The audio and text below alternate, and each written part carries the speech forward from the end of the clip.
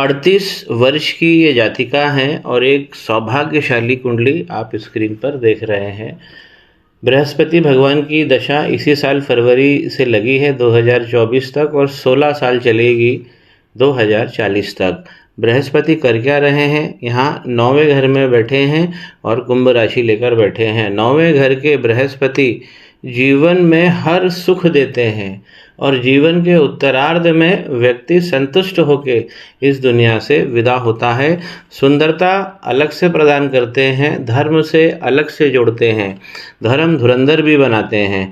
तो ये कुंडली बहुत ही अच्छी है और इनकी जो महादशा के हिसाब से यदि हम बृहस्पति को देख रहे हैं तो ये बहुत अच्छी लाभ की स्थिति है।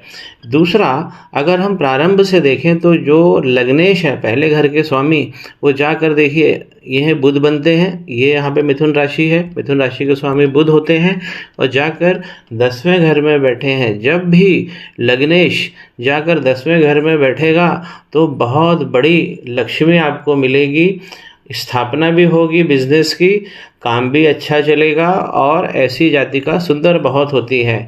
जब भी हमारे लग्नेश 10वें घर में बैठते हैं कर्म के, तो इसमें जातक जातिका बहुत सुंदर बनते हैं।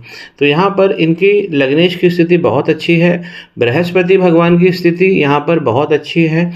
अगर हम यहाँ देख रहे हैं इनके लाभ का स्थान, तो यहाँ पे सूर्य और राहु लगे हैं, सूर्य उच्च के हैं, इस पर इन्हें काम कर लेना चाहिए। ग्रहण योग सूर्य पे लग गया है जबकि सूर्य बहुत उच्च के हैं, तो यहाँ पर जो है पिता को ये तंग करते हैं। बाकी ये जो ग्रहण लगा हुआ है ये लाभ का स्थान है और यहाँ पर अगर नीच के प्लैनेट बैठे हों, मैलेफिक प्लैनेट बैठे हो, जो कि सूर्य और राहु दोनों ही मैलेफिक प्लैनेट में आते हैं, तो ये बहुत अच्छा लाभ देते हैं। इस घर का जो स्वामी है मंगल बनेंगे, मेष राशि, जाकर यहाँ पर 7वें भाव पार्टनर के भाव में बैठे हैं। तो जब भी ऐसी जातिका की शादी होगी तो एक लाभ की स्थिति जनरेट होगी। इनके होने से इनके हस्बैंड को बहुत फ़ायदा होगा और ससुराल में जो इनके हस्बैंड है, मतलब इनके हस्बैंड को इनके कारण लाभ की स्थिति भी मिलेगी। इनके हस्बैंड को उनके ससुराल के कारण प्रॉफिट की स्थिति भी आएगी। जीवन में मल्टी सोर्सेस से इनकम, बहुत सारे इवेंट्स ऐसे प्रॉफिट के होंगे, क्योंकि जब भी ये एक्सचेंज होता है 7वें घर का और 11वें घर का, तो पार्टनर बहुत लकी होता है और पार्टनर बड़ा काम करने वाला होता है। ऐसी जातिका पैसे वाले घर में जाती है। यहाँ पर धन की स्थिति यदि हम देखें तो ये 4 लिखा है, दूसरे नंबर का घर है, कर्क राशि बनी हुई है और धनेश क्या कर रहे हैं? जाकर 8वें घर में बैठे हैं। धनेश का 8वें घर में बैठना गड़बड़ होता है, लेकिन चंद्रमा यहाँ पर अपनी 7वीं दृष्टि से अपने ही घर को देख रहे हैं, तो यहाँ पर फिर से लाभ की स्थिति उत्पन्न हो जाती है। तो ट्रांजैक्शन इनके लाइफ में अच्छा रहेगा, लेकिन यहाँ पे चंद्रमा पे रेमेडी कर ही लेना चाहिए, क्योंकि 8वें घर के चंद्रमा और मकर राशि में चंद्रमा है। जीवन में एक समय ऐसा जरूर आएगा, अगर चंद्रमा यहाँ बैठे हैं और मकर राशि में हैं, तो जीवन में एक समय ऐसा आएगा जब आपको लगेगा कि सब कुछ खत्म हो गया है और उसके बाद में फिर जीवन पटरी पर आएगा और अच्छी तरक्की देगा। शनि यहाँ पर 6ठे घर में बैठकर शत्रुहंता योग बना रहे हैं, मंगल की राशि में बैठे हुए हैं और 8 नंबर ये मंगल, 6ठे घर के स्वामी मंगल हैं, जाकर ये 7वें घर में बैठे हैं, यानी अपने घर से एक कदम आगे। मंगल की 2 राशियां हैं, मेष राशि और वृश्चिक राशि, तो एक घर आगे जाके बैठे हैं, तो मंगल अलग से यहाँ पर धन वृद्धि कर देंगे, बहुत अच्छा धन देंगे। यहाँ पर मंगल 7वें घर में मंगल दोष बना रहे हैं, इस पर इन्हें विचार करना चाहिए और इसका निराकरण करना चाहिए।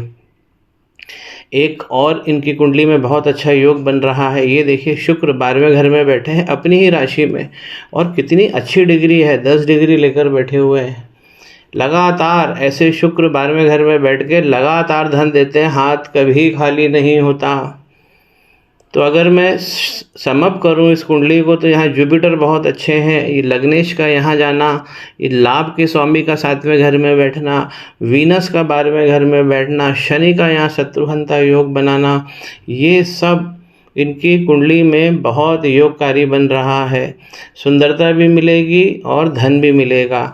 जो उपाय करने हैं, एक मंगल पे उपाय करना है, मांगलिक दोष को हटाना है, इससे और तरक्की के रास्ते खुलेंगे और पार्टनर को और ज़बरदस्त सफलता मिलेगी। सूर्य राहु पे काम कर लेना चाहिए और उसी रेमेडी में चंद्रमा की भी एक रेमेडी कर लेना चाहिए। तो ये 3 रेमेडी मैं इन्हें रेकमेंड कर रहा हूँ, इससे इनकी योग वृद्धि होगी और आगे के रास्ते प्रागढ़ होंगे। नवांश कुंडली में जो दिख रहा है, यहाँ पे शनि और केतु जो इनके धर्म भाव में बैठे हुए हैं, तो यहाँ पर शनि और केतु भगवान का मैं इनको शनिवार को एक उपाय बताऊंगा जो इन्हें करना चाहिए। तो यहाँ पर भी शनि केतु भगवान जो धर्म स्थान पर बैठे हुए हैं, यहाँ पर लग्न में गुरु बैठे हुए हैं और नवांश के अंदर शनि केतु बैठे हैं। तो जो भी जीवन में व्याधियाँ आ रही हैं वो सब कम होगी। शनिवार का उपाय भी मैं यहाँ पर लिखूंगा। नवांश में दोनों गुरु साथ साथ बैठे हुए हैं, व्यक्ति में आकर्षण बहुत हो जाता है। ऐसा व्यक्ति हर किसी को आकर्षित करता है जब दोनों गुरु साथ में होते हैं। तो ये सब इनके जीवन में अच्छा समय आने वाला है। और यहाँ पर भी देखिए, चंद्रमा हालांकि 12वें घर में चले गए हैं, बुध भी चले गए हैं, लेकिन पहले घर जो है वो शुभ कर्तरी योग में आ गया है। तो मस्तिष्क की शक्तियाँ यथावत रहेंगी और प्रॉफिट की दिशा तय होती रहेगी। पहला घर शुभ कर्तरी में है।